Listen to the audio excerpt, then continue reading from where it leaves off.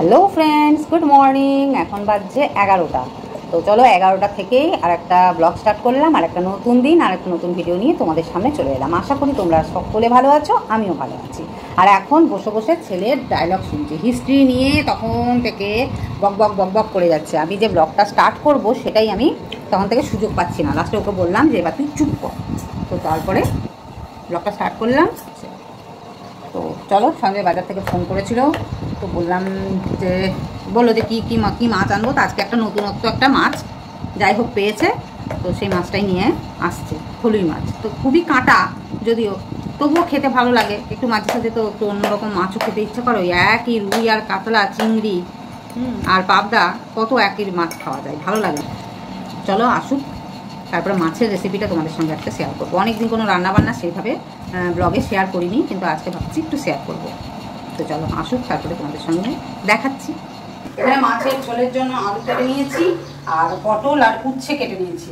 প্রত্যেক দিন একরকম ভালো লাগে না, আজকে ভাবলাম একটু অন্যরকম করব, তাই ভাজাভুজি কেটে নিলাম। আর সব থেকে যেটা বড় কথা, আলু প্রচুর দাম। আমি তো অত দাম মানে আমি জিজ্ঞেসও করি না, কিছু না। তো কালকে সঞ্জয় বলছে 32 টাকা কেজি আলু, আর 1 কেজি আলুতে কটা আলু হবে। তো আর আমাদের তো এমনিতেই আলুটা একটু বেশি খাওয়া, আলুটা বেশি খাওয়া মানে রাত্রের দিকে ওই আলু সেদ্ধ নয় আলু ভাজা, এইসব তো একটু বেশি খাওয়া। আর ছেলের আবার একটু আলু হলে বেশি ভালো। তো কালকে সেদিনকে আলু পটল ভাজা করেছি, আলু পটল ভাজাতে বলছে হ্যাঁ আলুর সাথে আবার কি দিয়েছো, কারণ পটল দিয়েছি। পটল দেওয়ার কি দরকার আছে আলুর সাথে, মানে বোঝে না যে হ্যাঁ আলুর সাথে অন্য একটা সবজি দিয়ে দিলে আলুটা একটু কম দিলেও চলে। তো সেই জন্য আমি বললাম ঠিক আছে, আলু ছাড়া যেসব সবজিগুলো সেগুলো নিয়ে আসবে, আলুটা যাতে একটু কম খাওয়া যায়।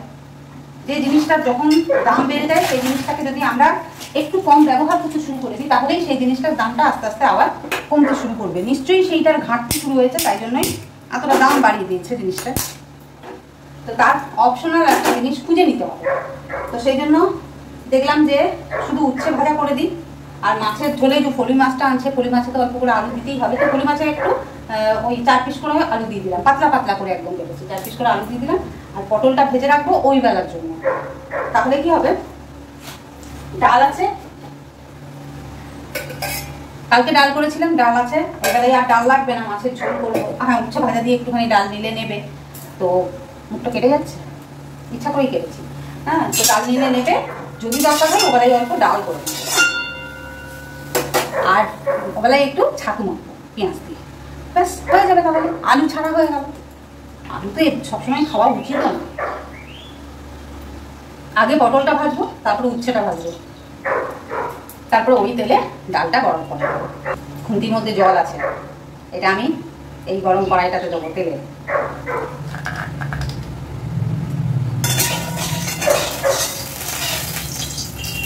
খুব একটা গরম হয়নি।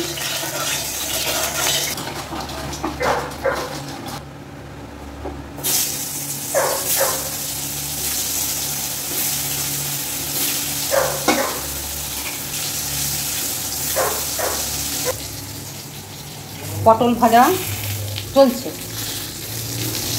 আর উচ্ছে ভাজা এখনো বাকি আছে। মনে হচ্ছে কারোর যেন আজকে জন্মদিন। 5 রকমের ভাজা দিতে হবে পাতের সামনে। আর সঞ্জয় চলে এসছে, মাছটা নিয়ে এসছে, এখনো খুলে দেখিনি। আর এখানে নতুন ধরনের ফল, মানে নতুন নয়, জাম। আমরা ফার্স্ট টাইম খাবো আর কি, তাই আমাদের নতুন। আর এখানে খেজুর। এই খেজুরগুলো মিষ্টি হলে ভালোই হয়, কিন্তু সবসময় না ভালো হয় না, খুব তাড়াতাড়ি পচে যায় এই খেজুরগুলো। আর এখানে এনেছে শশা। শশা নেবে নাকি?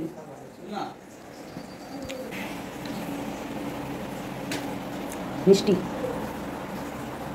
খুব মিষ্টি।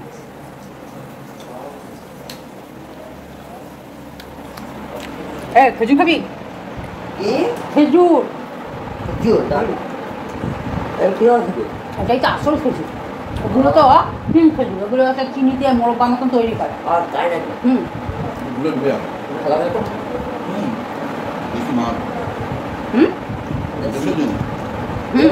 এইটাই তো রস খাস, খেজুরের রস, এটাই ওই গাছের থেকেই হয়, ভালো। কিন্তু খুব তাড়াতাড়ি পচে যায়, খেয়ে নিবি।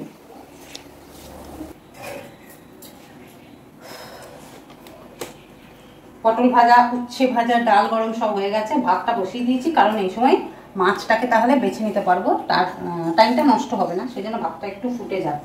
আর মাছটা আমি বলেইছিলাম যে ভালো করে ফলি মাছের আঁশ ছাড়িয়ে নিয়ে আসবে, কারণ ফলি মাছে প্রচুর আঁশ হয়। তো ছাড়িয়ে দেওয়া সত্ত্বেও দেখছি যে আরও আঁশ লেগে আছে। তো কি করব, এই যে বাসন মাজার জন্য যে নেটটা পাওয়া যায় সেইটা দিয়ে এমনি করে এইভাবে এমনি করে ঘষে দিচ্ছি। ও বাবা, পেটে কি ডিম ভরা নাকি? না, এইভাবে এমনি করে ঘষলে আঁশগুলো চলে যাচ্ছে। অনেকে চামচ দিয়ে করে, মানে একটা ধারালো। ছোটবেলায় আমরা যখন করতাম কয়লা নিয়ে করতাম, কয়লা নিয়ে ফলি মাছের আঁশ ছাড়াতাম। ওটা ছাড়িয়ে দিয়েছে তো? হ্যাঁ, কিন্তু অনেক লেগে আছে, এই যে অনেক লেগে আছে, কষ্ট। হ্যাঁ, অনেক আঁশ, প্রচুর আঁশ একদম। এটা না, এই যে এগুলো খেতে পারবে না তো মাছটা। এতে উঠছে না কিছু দেবো না, এটাতে ভালো উঠছে। ওদিকে চলে যাস না। এতে নিয়ে যাবে কি বাইরে? বাইরে নিয়ে যাবো না, নিয়ে যাবো। ভালো হবে, এটা হবে। সাবধানে করতে হবে, সাবধানে অবলম্বন করতে হবে। সেটাই ভালো। এখানে না এদিকে সব আঁশ ছিটে চলে আসছে, সেই জন্য এখানে আর করবো না। বাইরে নিয়ে যাই, বাইরে নিয়ে গিয়ে আঁশগুলো ছাড়িয়ে নিয়ে চলে আসি, ঠিক আছে? তো মাছটা বেছে চলে এলাম রান্নাঘরে, আর ভাতটা বসিয়ে দিয়েছিলাম। মাছটা নুন হলুদ মাখিয়ে নিয়েছি ভালো করে ধুয়ে, আর ভাতটা নামিয়ে রাখলাম। দিয়ে এবারে মাছের ঝোলটা বানাবো বলে কড়াইয়ে তেল দিলাম, যে মাছটা ভাজতে তো হবে আগে। তো এই সময় আবার সঞ্জয় পিছন থেকে এসে দেখো আমার মুখের মধ্যে একটু ফল গুজে দিয়ে গেল।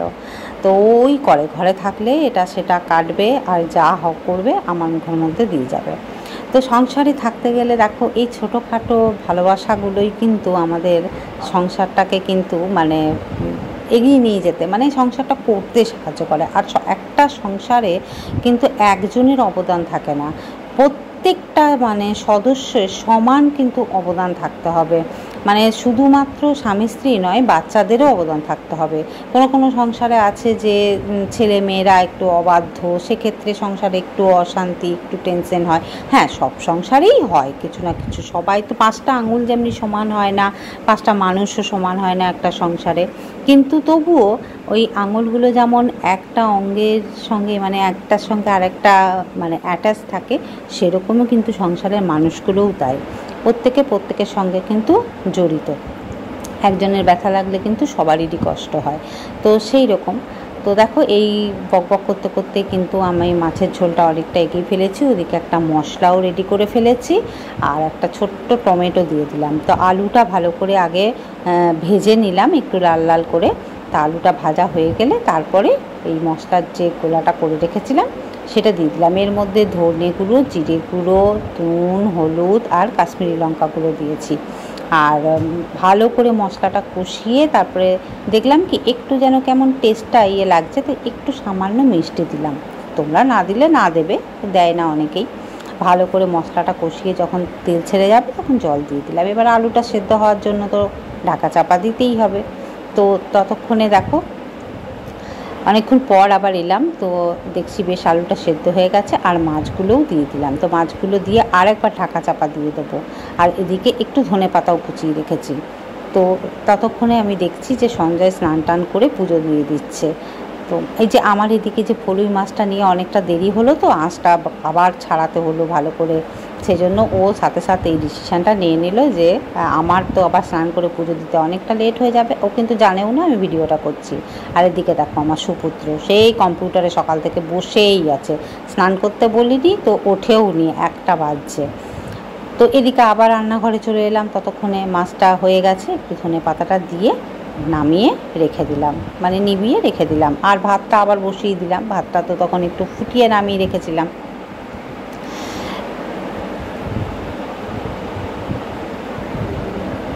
তো মাছের ঝোলটা আমার কিন্তু কমপ্লিট হয়ে গেছে। এদিকে আমার স্নান টান হয়ে গেছে। দেখছি ছেলে স্নান করতে যাবে, তার আগে কেন বসে আছে না, বাবা ওর নখ কেটে দেবে। তো সেই জন্য নখটা কেটে দিচ্ছে, আর ও বক বক বক বক করছে। তো তো আমিও দেখো স্নান করে ফ্যানের নিচে দাঁড়িয়ে আছি আর চুলটা নিয়ে নাড়াচাড়া করছি। তো এইভাবেই চুলটা না শুকালে আমার তো চুলটাও শুকায় না। তো চলো এরপরে খাওয়া দাওয়া করবো, ব্যাস আর কি। তো এখন খাওয়া দাওয়ার পরে এসে শুলাম। আর আজকে আমাদের অনেক তাড়াতাড়ি খাওয়া হয়ে গেছে, মানে অন্যদিন তো 2:10 শোয়া 2 বেজে যায় বা 2:30টাও বেজে যায়, আর আজকে খেয়ে উঠেছি এখন 2:30টা বাজছে। আজকে ছেলে ওই যে তখন নখ কাটছিল, নখ কাটার পরে তারপরে স্নান করতে গেল, ওর মানে স্নান করতেই ওর নাকি খেতে পেয়ে গেছে। তো খেতে দাও বললো, ঠিক আছে তো স্নান করে বেরো তারপর তো খেতে দেবো। ব্যাস 1:30টার সময় খেতে দিয়ে দিলাম, দিয়ে আর খেতে তো দেরি লাগেই 1 ঘন্টা পুরো। তো সেই জন্য আজকে একটু তাড়াতাড়ি হয়ে গেল। এবার 2:30টা বাজছে, শুয়ে পড়েছি। ছেলের বিকেলবেলায় পড়া আছে, ও পড়তে যাবে, টিউশন যাবে, সন্ধ্যে 4টের সময় 4:30 এরকম বেরোবে। ব্যাস এই হচ্ছে ব্যাপার। অনেকক্ষণ আজকে রেস্ট হবে, আমার তো কোনো ব্যাপার না, আমি তো ঘরেই থাকি, আমার রেস্ট হয়। সন্ধ্যার অনেকক্ষণ রেস্ট হবে। জানি না আজকে ইন্টারন্যাশনাল যোগা ডে। যোগা কী করে জানবো আর, যোগার প্রতি কোনো ইন্টারেস্ট নাই। যোগার প্রতি তো কোনো ইন্টারেস্ট নেই, তাই যোগা ডে ডে জানি না। Good evening. এখন বাজছে 5:45, ছেলে টিউশন চলে গেছে 5টার সময়, 5:15 নাগাদ বেরিয়েছে। আর আমি কিছুক্ষণ মানে শুয়ে বসে কাটালাম, আর একটা কথা চিন্তা করতে 5:45 বাজালাম। সেই কথাটা হচ্ছে,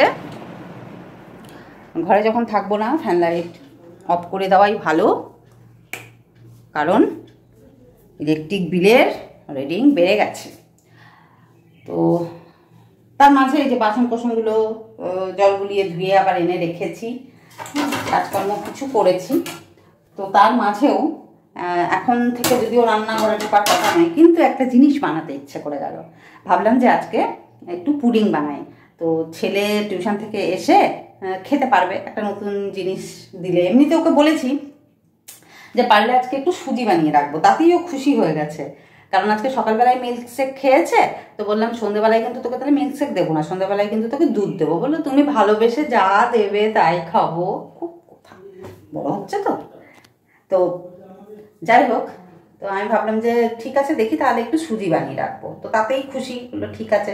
কিন্তু আমি ভাবছি যে একটু পুডিং বানাই, মানে পুডিং আগে বানাইনি কোনোদিনও, আমি ফার্স্ট টাইম বানাবো। তো দেখছি বেশ কদিন ধরেই, ফেসবুকে দেখছি, ইউটিউবে দেখছি। তো দেখতে দেখতে ভাবলাম যে একটা ডিম দিয়েই বানাই, ফার্স্ট টাইম বানাচ্ছি, একটা ডিম দিয়ে দুধ দিয়েই বানাই। তো দেখি কেমন হয় না হয়, চলো তোমাদের সঙ্গেও একটু শেয়ার করি। তো তাড়াতাড়ি করে বানাই, কারণ 6টা বাজছে, আর 7:30টার মধ্যে ছেলে চলে আসবে, তারপরে এসেও খেতে চাইবে। পুডিংটা বানাবো, তারপরে আবার ওটাকে ফ্রিজে ঠান্ডা করতে হবে, সেই জন্য এখন থেকে আমাকে রান্না করে ঢুকতে হলো। চলো আগে আমি জোগাড় যন্ত্রগুলো করে নিই, তারপরে আবার অন হচ্ছি। পুডিংটা বানানোর জন্য প্রথমেই কড়াইয়ে 1 চামচ চিনি দিয়ে দিচ্ছি, এটাকে ক্যারামেল বানিয়ে নেবো।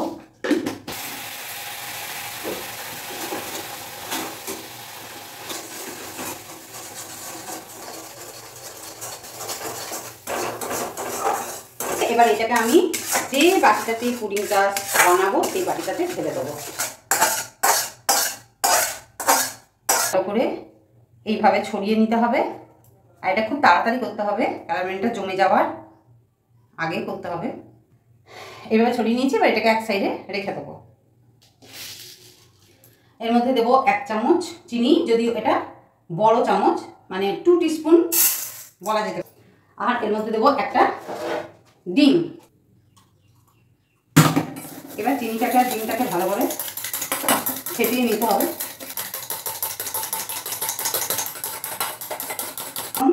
গলে গেছে, এবার এর মধ্যে দেবো 1 কাপ দুধ, নর্মাল টেম্পারেচারে থাকা দুধই দিচ্ছি 1 কাপ। এবার দেবো একটু ভ্যানিলা এসেন্স, ডিমের আঁশটানি গন্ধটা যাতে নাকে না লাগে। দিয়ে আবার ভালো করে এটাকে ফেটিয়ে নিতে হবে।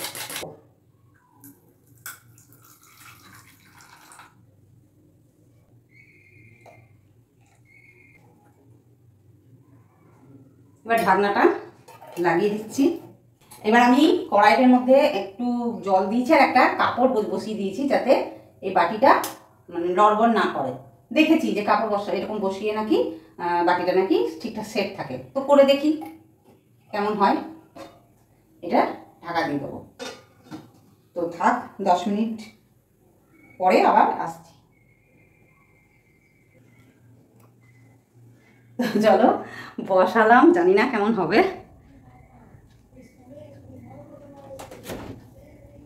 এসেন্সটা অনেক দিন ধরে ছিল, তো ভাগ্যিস ছিল, এখন জানি না পুডিংটা কেমন হবে না হবে।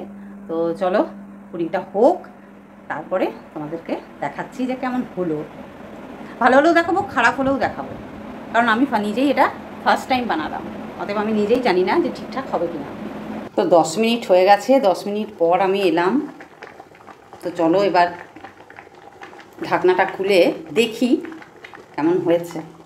তো দেখো বহু কষ্টে বাটিটা খুললাম জল টল দিয়ে, কিন্তু আমার মনে হচ্ছে যে ভিতরে না মনে হয় জল ঢুকে গেছিল, তো ঠিকঠাক হয়নি, মানে পুডিং যেরকম হয় সেরকম হয়নি। তবে এটা খাওয়া যাচ্ছে, আমাকে আবার প্র্যাকটিস করতে হবে ভালো করে পুডিং। আমি পুডিং বানানোতে ফেলিওর হয়ে গেলাম। সমেত একটু ফ্রিজে ভরে রাখবো, ঠান্ডা হলে তারপরে খাবো। খাওয়া যাচ্ছে কিন্তু পুডিং হয়নি। কি তো চলো এরকম করে, তো এইরকম খাবার তো ছেলেকে দিলে ছেলে তো খাবে না, মানে খাবে কিন্তু এটাতে তো পেট ভরার মতন হলো না, পুডিং যে টাইপের হয় সেরকম তো হলো না, অতএব এটাতে আমি ফেলিওর হয়ে গেলাম। তাহলে আমাকে ছেলের জন্য একটু বা সুজিই বানিয়ে রাখতে হবে, কারণ বলেছি যখন এসে তো খাবে। তো চলো এখন বাজছে 6:45, অনেকটা সময়ও চলে গেল, 6:45 থেকে স্টার্ট করেছি, 1 ঘন্টা টাইমও গেল, অথচ জিনিসটাও হলো না। তার কী করা যাবে, একটু সুজিই বানাই। আর রাতে তো সব করেই রেখেছি, বললামই পটল ভেজে রেখেছি, ডাল আছে, আর একটু ছাতু মাখবো পেঁয়াজ দিয়ে, ব্যাস এই খাবার। রাতে কোনো রান্নার ঝামেলা নেই। তো চলো ব্লগটা আমি এখানেই শেষ করছি, অনেকটা বড় হয়ে গেছে, আর ভালো লাগছে না, পুডিংটা হলো না, বিচ্ছিরি। সবই তো ঠিকঠাক করলাম, কি গন্ডগোল হলো কে জানে। তোমার সঙ্গে দেখা হচ্ছে আবার নেক্সট ভিডিওতে। ততক্ষণ অবধি তোমরা খুব ভালো থাকো, সুস্থ থাকো আর আনন্দে থাকো। Tata, bye bye, good night. দেখো ভিডিওটা শেষ করেও আবার ফিরে এলাম, পুডিংটা ঢাললাম প্লেটের মধ্যে, দেখছি বেশ দেখতে সুন্দর হয়েছে। আর ক্যারামেলটা দেখো কি সুন্দর ছড়িয়ে আছে, শুধুমাত্র ওই টিফিন বক্সের মধ্যে একটু জল ঢুকে যাওয়াতেই এই সমস্যাটা হলো।